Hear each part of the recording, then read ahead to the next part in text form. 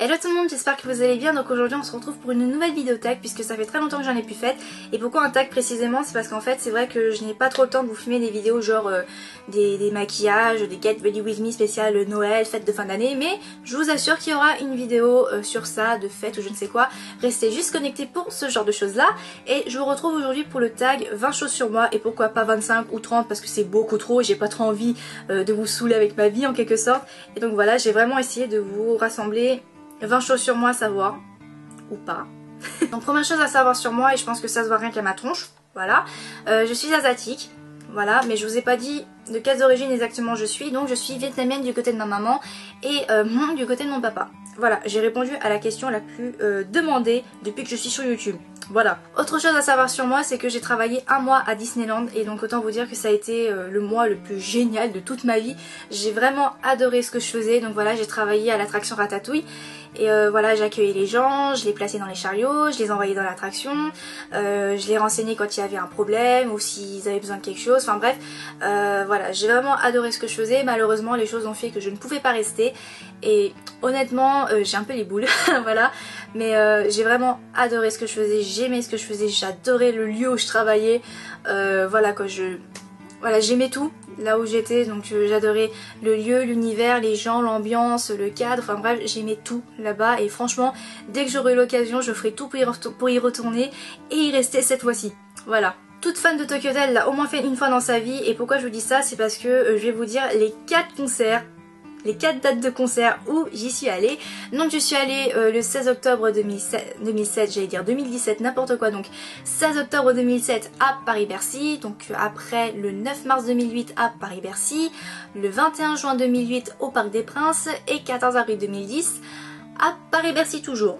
Et donc vous savez que je ne suis pas allée au 11 mars 2015 pour des raisons que vous savez déjà, et autant vous dire que j'ai bien mis de côté pour un petit pack VIP, hein, tu vois, hein, au cas où tu sais pas, voilà. Donc tout ça pour vous dire que oui, voilà, les concerts au sens propre du terme, je peux m'éclater, mais vraiment, voilà, je chante, je danse, je crie, sous le regard un peu dépité de mon papa, parce que c'est toujours lui qui, enfin, c'est toujours mon papa qui m'a accompagnée à la quasi-totalité de mes concerts, et voilà quoi, vraiment les concerts c'est vraiment les moments où je m'éclate vraiment. Voilà. Donc depuis toute petite j'ai toujours voulu devenir chanteuse, donc voilà, j'ai toujours voulu voilà, écrire mes chansons, composer la musique et ensuite me produire sur scène, et voilà. Je vous en parlerai un petit peu plus tard dans la vidéo. Donc j'ai d'autres passions dans la vie, donc à part le maquillage, le chant, l'écriture, tout ça. J'ai une autre passion dans la vie, je sais pas si c'est vraiment une passion, voilà, mais j'adore les comédies musicales. Donc pour vous expliquer, j'ai grandi avec ça, j'ai écouté que des chansons de comédie musicale depuis que je suis toute petite. Donc les 10 commandements, de Bossu Notre-Dame de Paris, Ali Baba, Roméo et Juliette, là récemment La légende du roi Arthur, Romain des Bois, mon plus grand regret, mais bon voilà quoi. Vous savez que j'ai un petit frère et il faut savoir également que je suis l'aînée d'une toute une nouvelle génération. Je vous explique, il y a la génération de mon grand-père, après la génération de mon papa et ma génération. Donc déjà être grande sœur, tu sens cette responsabilité sur tes épaules, enfin tu sens que tu dois ouais voilà montrer l'exemple, voilà quoi, et être la cousine, la grande cousine de, on est combien déjà de environ 14 cousins et cousines, bientôt 15 parce que à ce qui paraît il y a un petit nouveau qui va pas tarder d'arriver, être la cousine de 15 cousins et cousines. Ça demande beaucoup de temps à réfléchir, ça demande beaucoup de patience parce que quand tu as des petites cousines de 9 ans qui te demandent de regarder la Reine des Neiges avec elles, voilà. Mais tout ça pour vous dire que ouais, être la plus grande en quelque sorte, bah tu sens quand même cette pression parce que tu as cette responsabilité, tu as ce rôle de montrer l'exemple aux plus jeunes en quelque sorte. Quelque part je trouve ça quand même assez riche en quelque sorte d'être la plus grande parce que bah tu joues avec tes petites cousines, tu tapes des barres avec tes cousins, tu t'éclates avec tes cousines, enfin bref, voilà. Comme mon père m'a toujours dit, considère tes cousins et cousines comme tes frères et sœurs. Donc j'ai Thomas comme petit frère, et j'ai environ 15 petits frères et sœurs, encore. Voilà. Comme toute personne dans ce monde, on a tous des rêves, et moi j'ai pu en réaliser quelques-uns. Donc premièrement, un de mes rêves depuis que je suis toute petite, c'était de me produire sur scène. Donc je vous explique, comme je vous l'ai dit, j'ai toujours voulu me produire sur scène avec mes propres chansons, etc. Mais pour cette fois-ci, en fait j'étais en seconde et une fille dans ma classe m'avait un peu inscrit de force pour participer à un casting pour sélectionner les jeunes talents qui représenteraient notre lycée pour un concours régional avec d'autres lycées du coin. Et moi en fait, je suis arrivée devant une ribambelle de lycéens, un prof de philo et un ou deux pions, je sais plus c'était combien exactement. J'ai chanté Love Story de Taylor Swift.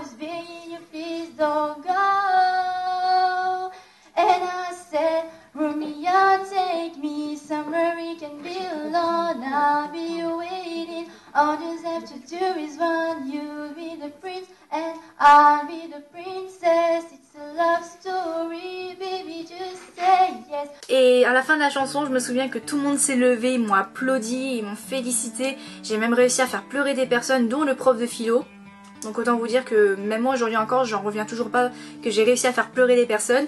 Et suite à ça en fait, ce monsieur m'a pris sous son aile et il m'a vraiment aidé à prendre plus confiance en moi, à chanter sur scène, à chanter devant d'autres personnes. Et suite à ça en fait, j'ai chanté devant 300 personnes pour ce concours justement. Et autant vous dire que j'avais très peur. Mais suite à ça en fait, j'ai vraiment adoré être sur scène, que ce soit pour le théâtre ou pour le chant. Pour moi, être sur scène, que ce soit pour le chant ou pour le théâtre, t'es dans un autre monde, t'es dans ta petite bulle à faire ton délire. Mais tu fais plaisir aux gens qui te regardent et moi j'adore ça, j'adore cette sensation d'adrénaline qui te fait, qui te pousse à aller sur scène pour faire plaisir aux gens qui vont te regarder et moi j'adore ça. C'est un peu le même délire que YouTube, sauf que c'est avec ma caméra et ils vont me regarder à travers un écran. Mais voilà, être sur scène, il y a ce contact artiste et public en quelque sorte et moi j'adorais vraiment ce contact là et cette poussée d'adrénaline encore et à chaque fois quand je montais sur scène, j'ai toujours une petite voix dans ma tête qui me dit fais gaffe, profite. Par exemple dans le cas du chant, une chanson ça dure quoi 3-4 minutes. En gros j'ai que 3-4 minutes à profiter, à être sur scène et ça passe très vite, vraiment ça passe très vite. Et voilà, j'essaie d'en profiter un maximum de ces moments là et voilà. Un autre rêve que j'ai pu réaliser, donc une autre chose à savoir sur moi, c'est que j'ai chanté dans un studio. Je vous explique. Là cette fois-ci j'étais en première et il y avait un projet musical qui se faisait et il y avait des gens qui recherchaient des personnes qui écrivaient des chansons, qui chantaient, qui jouaient la comédie, qui faisaient de la musique et une fille m'a proposé d'y participer et j'y suis allée et j'ai direct adhéré au projet et j'ai pu faire ça.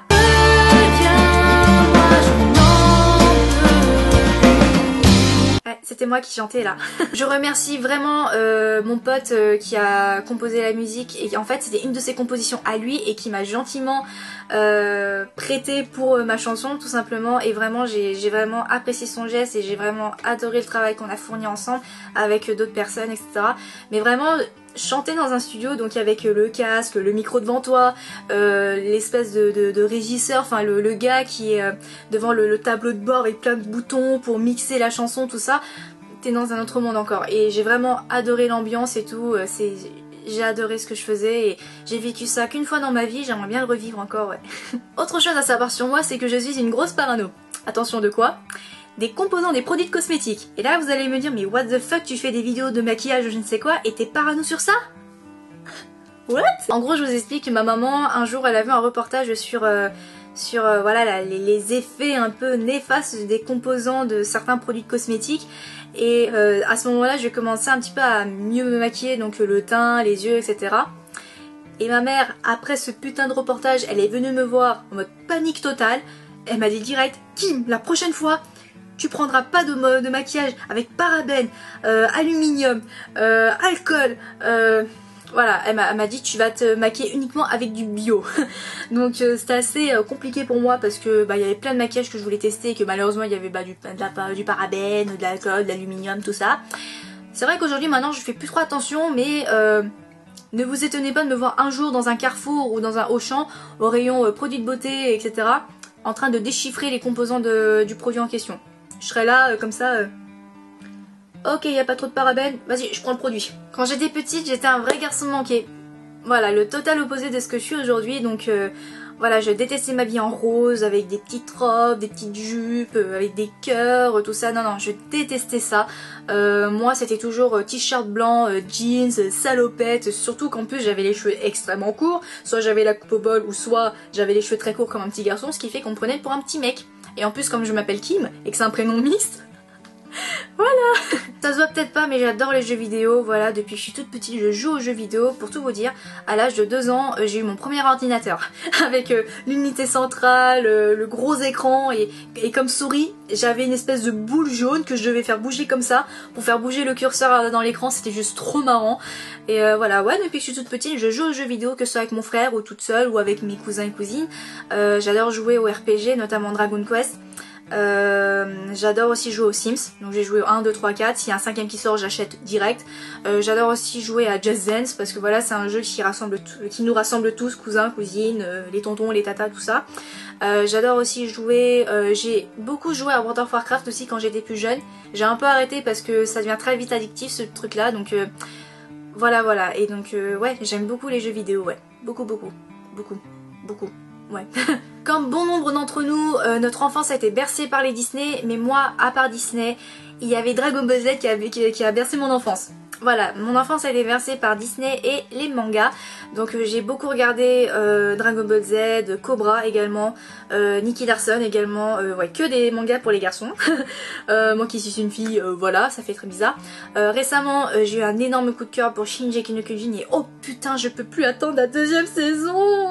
Ouais, voilà, les mangas c'est vraiment un autre univers que j'aime beaucoup.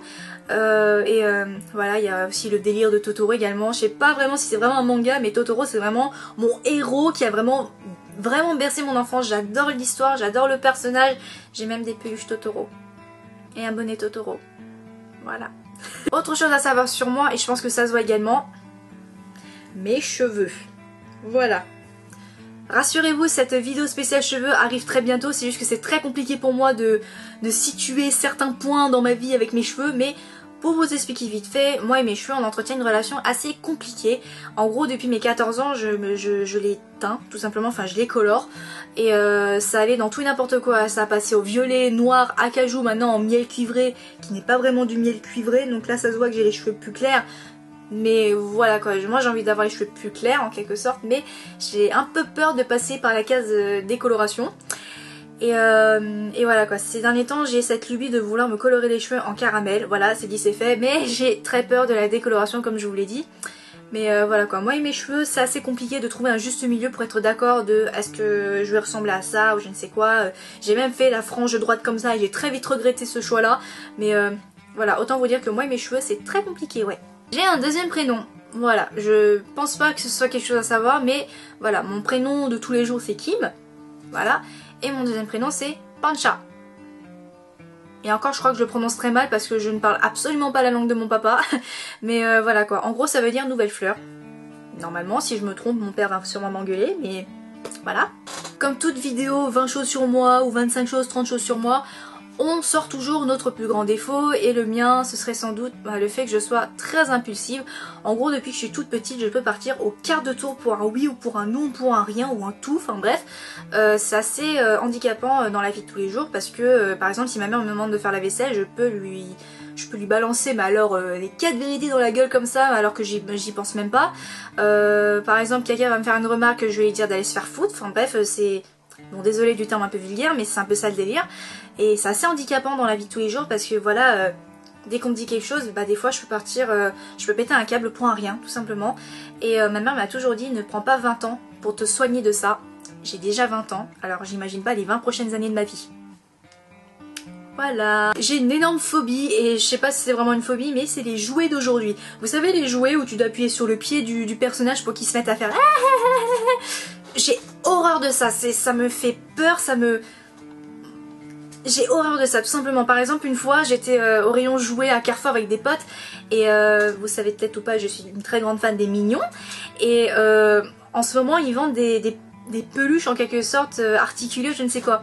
Et moi comme une con je prends lequel, je prends celui qui a la guitare, je sais plus comment il s'appelle, j'appuie sur son pied et dès qu'il s'est mis à chanter et à bouger je l'ai carrément balancé par terre tellement ça m'a fait peur. C'est comme si le jouet il était possédé, j'ai horreur de ça, ça me fait extrêmement peur. Même les poupons, les bébés en poupée là. Tu sais, ceux qui pleurent, ceux qui pissent pour de vrai, j'ai horreur de ça. Moi j'avais un poupon, il faisait quoi? Il fermait juste ses yeux. Faut arrêter d'inventer des trucs pareils quoi. Moi ça me fait plus peur qu'autre chose quoi. Comment les gosses font pour jouer avec des trucs pareils quoi. En parlant de phobie de jouets, ne m'offrez jamais de Furby, c'est hors de question, j'ai horreur de ça, ça me fait plus peur qu'autre chose, c'est pas mignon, ça fait peur, voilà. J'ai une autre passion dans la vie, c'est les voyages. J'adore voyager, j'adore découvrir de nouvelles choses. Jusqu'à maintenant, je suis allée à New York, je suis allée en Allemagne, pas encore à Berlin, mais ça ne serait tardé. Je suis allée aussi à Rome, donc en Italie. Je suis allée, bon, le plus classique, à Londres, en Angleterre. Et en Guyane également, parce que j'ai de la famille là-bas. Voilà, mais tout ça pour vous dire que si vraiment j'avais les moyens de faire un tour du monde, je le ferais, mais alors sans hésiter. J'adore découvrir de nouvelles choses, de nouvelles cultures, de la bouffe, surtout la bouffe quoi. Et voilà quoi, dès que j'aurai l'occasion de pouvoir me faire quelques petits voyages, ma prochaine destination je pense que ce serait soit le Vietnam, ou soit Tokyo, enfin au Japon, ou Berlin. D'abord Berlin, après l'Asie. On verra, voilà. J'ai un autre gros défaut, vous aurez peut-être remarqué que je ne classe pas, enfin je dis ça les choses complètement random. J'ai un autre défaut, c'est le fait que je sois bordélique. Ça ne se voit peut-être pas, mais peut-être que si vous voyez là, déjà rien qu'à mon bureau, c'est assez bordélique également. Là vous voyez mon imprimante qui a plein de dossiers, de papiers, je ne sais quoi. Et là vous voyez pas encore l'état de ma chambre, c'est encore pire de ce que vous voyez autour de moi. Et encore je fais un effort quand je filme mes vidéos de vraiment bien ranger en quelque sorte, mais voilà, je suis très bordélique. Ça se voit pas, mais c'est à savoir. J'ai une particularité au niveau de mon corps, je pourrais pas vous le montrer parce que sinon il va falloir que je fasse l'acrobate ou le contorsionniste ou je ne sais quoi. J'ai une cicatrice au niveau de mon genou. En gros, ce qui s'est passé c'est que je devais avoir 2 ou 3 ans, quelque chose comme ça. On était dans la voiture et ma maman m'avait attachée avec la ceinture, voilà.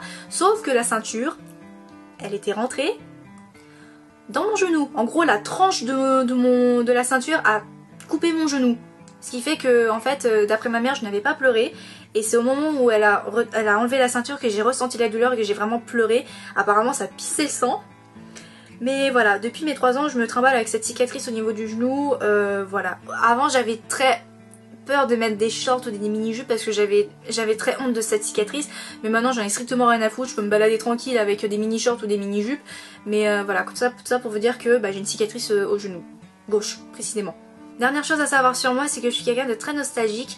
C'est quelque chose à savoir parce que j'aime beaucoup me remémorer de bons ou de mauvais souvenirs, en faire part à vous, en faire part à mes parents ou à mon frère, à mon petit ami ou à ma famille ou à mes proches. C'est vraiment quelque chose qui me tient beaucoup à cœur parce que pour moi ça me permet de me souvenir des choses, parce que le jour où je m'en souviendrai plus, je serai un peu dans la merde en quelque sorte, mais voilà, que ce soit des trucs importants ou pas importants, je les ai toujours quelque part dans ma tête.